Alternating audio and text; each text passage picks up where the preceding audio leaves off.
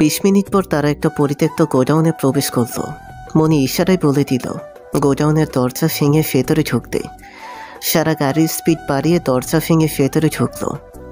গাড়ি থেকে hockey stick হাতে নিয়ে নামলো।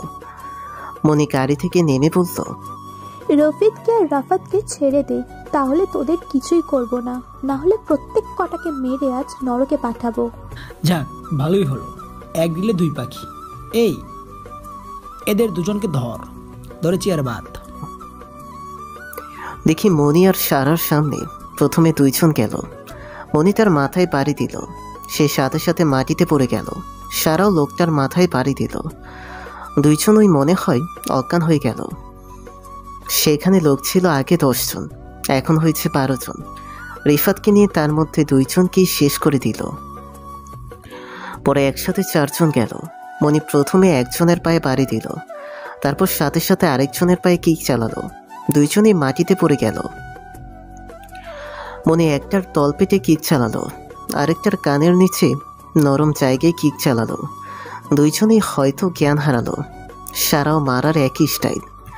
হয়তো মনির থেকে সারা এমন মারামারি শিখেছি। রিফাতকে ছাড়ার বাকি ছিল 5 জন। তারা প্রত্যেকেই হাতে একটা করে লাঠি নিয়ে আগাতে থাকে। আমি তখনও নিচে শুয়ে রয়েছি।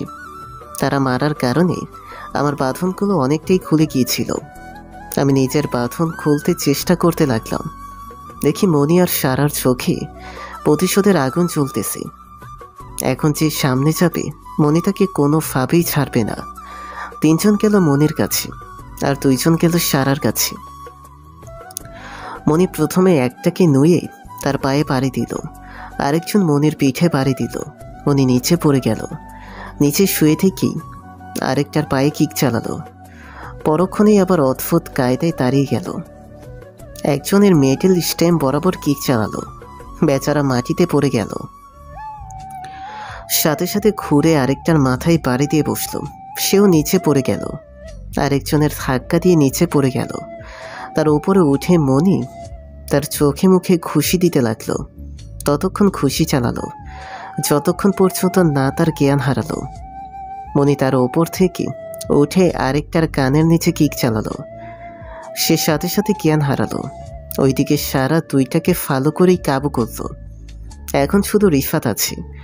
সবগুলো অজ্ঞান হয়ে মাটিতে পড়ে আছে। এদিকে আমি আমার বাঁধন খুলে ফেললাম। দেখি রাহাতের অবস্থা সিরিয়াস।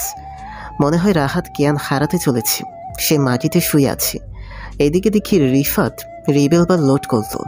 আবার দেখি মনিও কোমর থেকে রিভলভার বের করলো।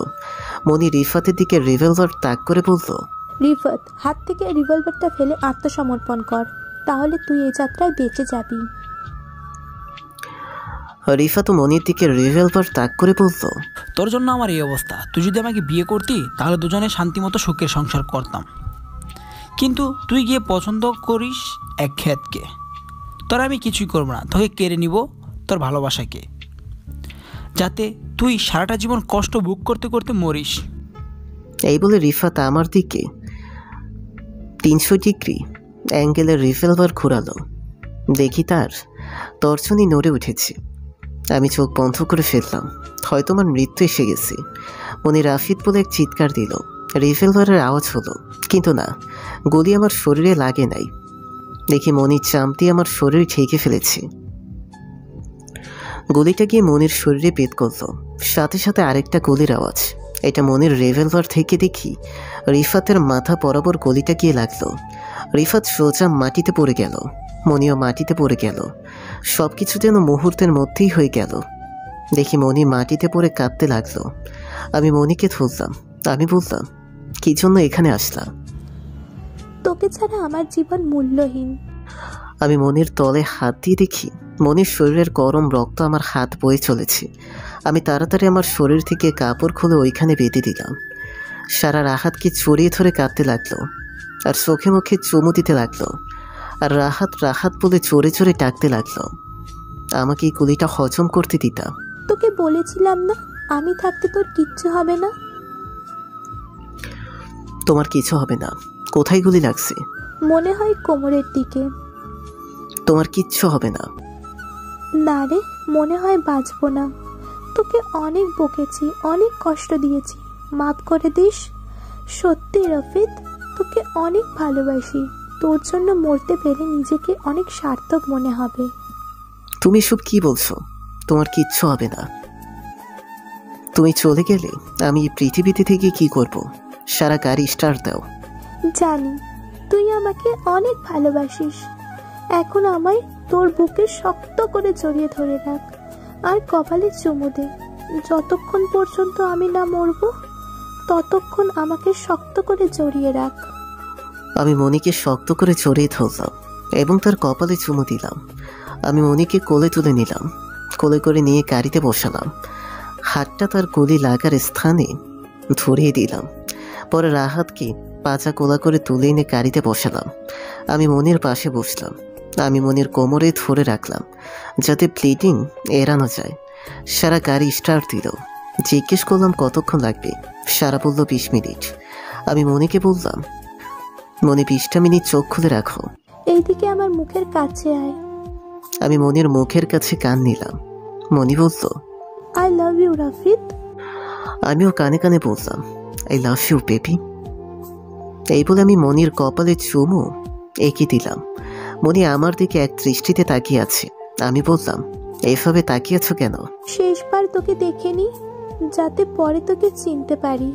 আমার কপালে চুমু দিয়ে রাখ, আমি তোকে আরো কাছ থেকে দেখতে চাই। ওকে। আমি মনির কপালে চুমু দিয়ে ধরে রাখলাম। শেষ মুহূর্তে আর পারি দিই। মনি অজ্ঞান হয়ে গেল।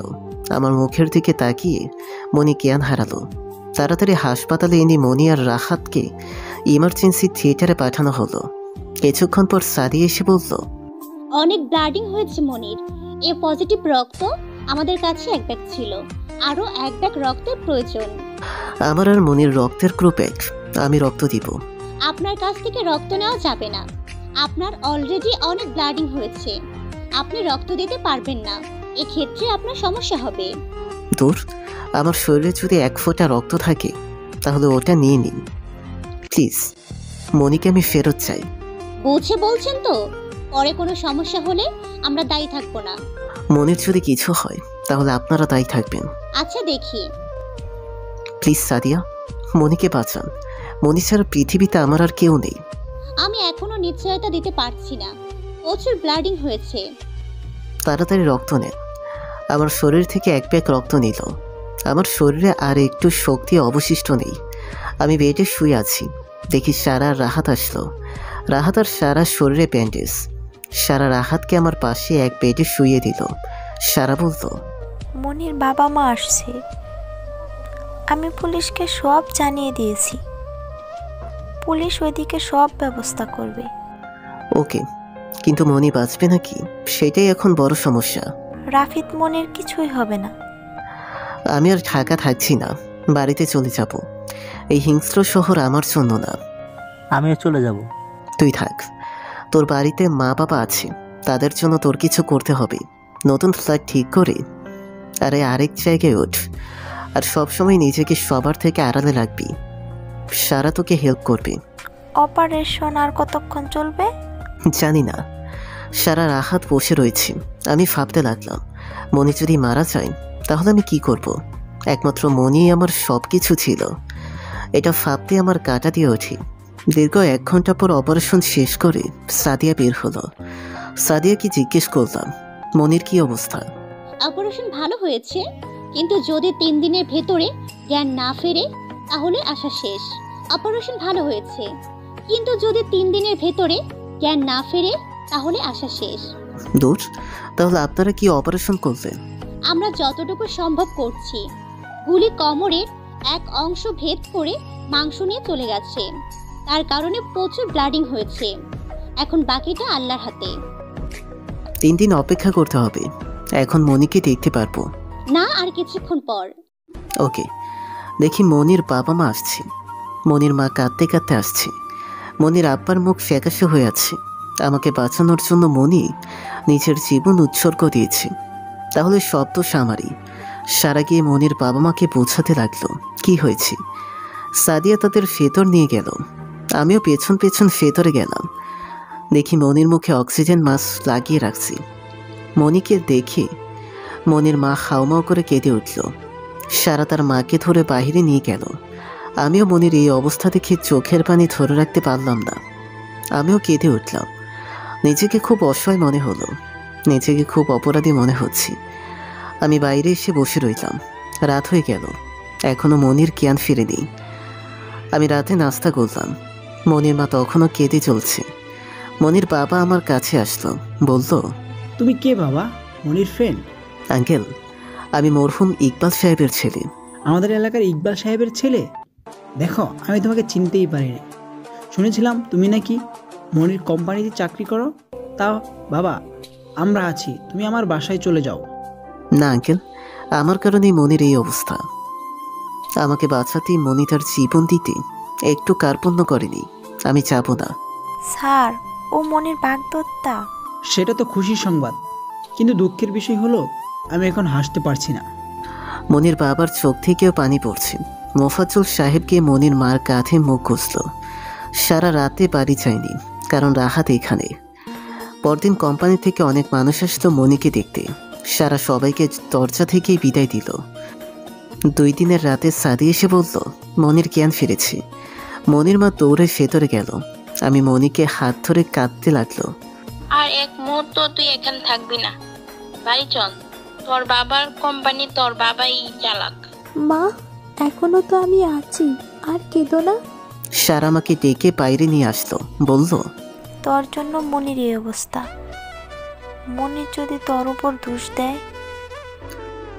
দিলে দিক, তাতে আমার কিছু যায় আসে না। দেখি মনির বাবা মা বেরিয়ে আসলো। তারা চলে গেল। আমি ভেতরে ঢুকলাম, গিয়ে তার পাশে বসলাম। আমি বললাম, মনি, আই এম সরি। তুই সরি বলছিস কেন? আমার জন্যই তো তুই এত সমস্যায় পড়েছিস। এইদিকে আয়, আমার মুখের কাছে আয়। আমি মনির মুখের কাছে গেলাম। মনি বলল, I love you baby. I love you too baby. আমি শুধু তোকেই চাই। আমি জানি। আমি বাড়ি চলে যাচ্ছি। আমাকে ছেড়ে চলে যাচ্ছিস? তোমাকে আমি ছেড়ে চলে যেতে পারি? আমি তোমার শহর ছেড়ে চলে যাচ্ছি। কেন? তুই সবসময় আমার পাশে থাকবি। না, এটা আমার জায়গা না।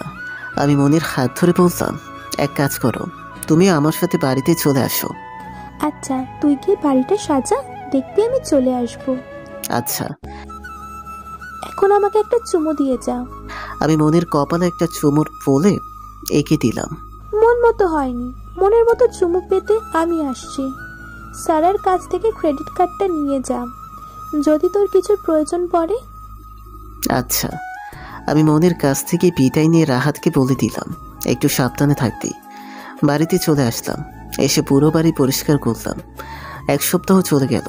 মনি এখনো সুস্থ হয়নি। লাস্ট কয়েকদিন মনির সাথে যোগাযোগ করতে পারছি না। রাহাতের মোবাইলে ফোন ঢুকছে না, সারারও না। ভাবছি ঢাকা যাব কিনা।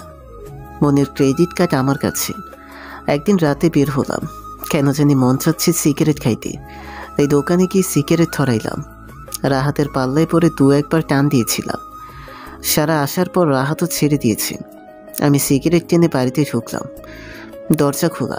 ভাবলাম চোর টোর আসলো নাকি। আমি গিয়ে লাইট চালালাম। লাইট চালিয়ে যেটা দেখলাম সেটার জন্য আমি মোটেও প্রস্তুত ছিলাম না। দেখি মনু বধূ সাজে বসে আছে। সারা রাহাত সারপ্রাইজ বলে চিৎকার দিয়ে উঠল। আমার হাতে তখনও সিগারেট। রাহাত আমার হাত থেকে সিগারেট নিয়ে টানতে শুরু করলো, বলল, যাক, ফাইনালি আমি সাকসেস। রাহাত হয়তো ফুলে গিয়েছিল। এখানে সারা আছে। সারা রাহাতের হাত থেকে সিগারেট নিয়ে তার পেটে খুশি চালালো, বলল, মনেও আমার পেটে খুশি চালালো, বলল, তুই যে স্মোক করিস আমি জানতাম না। আর যদি কোনোদিন সিগারেট আশেপাশে দেখি, দেখছস আমার হাত একটা দিব, সারা জীবন তুই আমাকে ভুলবি না। তোমাকে তো আমি এমনিতেই ভুলবো না। মনির বাবা মা আর কাজে আসতেছে, আমি গিয়ে রাবিতের ঘর সাজাই। আমি মনির পাশে বসলাম। বলল, আমাকে কেমন দেখাচ্ছে? একদম পেতনির মতো লাগতেছে। কি? আমাকে পেতনির মতো লাগে? এই বলে মনি আমাকে খোসাতে শুরু করলো। রাত পর আমি মনিকে জড়িয়ে ধরে বললাম, তুমি অনেক সুন্দরী। তারপর রাহাত এসে বলল, রাবিত নিয়ে তোর পোশাক পরে নে। এখানেই এখন বিয়ে করবে? হুম। তুমি এত বড় একটা কোম্পানির মালিক, কাউকে না জানিয়ে তুমি এসবে বিয়ে করছো? এটা কেমন দেখায় না? আমি তোকে এক্ষুনি এই রাতে চাই। সবাইকে বলতে ডেকোরেশন করতে ঝামেলা লাগবে আরো অনেক দিন, সেই ধৈর্য আমার নেই। ওকে সুইটহার্ট। একটু পর কাজী এবং মনির বাবা মা আসলো। মনির বাবা এখন এই থানার এমপি। নির্বাচনে মনির বাবা জিতেছে। ভালো ভালোই আমাদের বিয়ে হলো। মনি প্রথমে কবুল বলে ফেলেছে। মনি যেহেতু বলেছে, তাহলে আমি না বলে থাকতে পারি? রাহাত সারাকে নিয়ে বাহিরে চলে গেল। মনির বাবা মাও চলে গেল। মনি বাসর ঘরে গিয়ে বসে রইল। বাসর ঘর সাজানো হলো। আমি যে রুমে থাকতাম, একটু পর আমি ঘরের ভেতরে প্রবেশ করলাম। দেখি মনি ঘোমটা দিয়ে বসে আছে। আমি প্রবেশ করেই দরজা বন্ধ করে দিলাম। মনি উঠে আসলো খাট থেকে। আমি কিছু বলতে যাব, মনি আমার ঠোঁটে হাত দিয়ে না করলো। মনি এসে আমার ঠোঁটে নিজের ঠোঁট ডুবিয়ে দিল। আমাকে ধাক্কা দিয়ে বিছানায় ফেলে দিল। আমার ওপর উঠে বসলো। মনি আস্তে আস্তে নিজের মতো করে পুরো বাড়ি সাজালো। মনি এখন বাড়ি থেকে এই কোম্পানিতে আসা যাওয়া করে।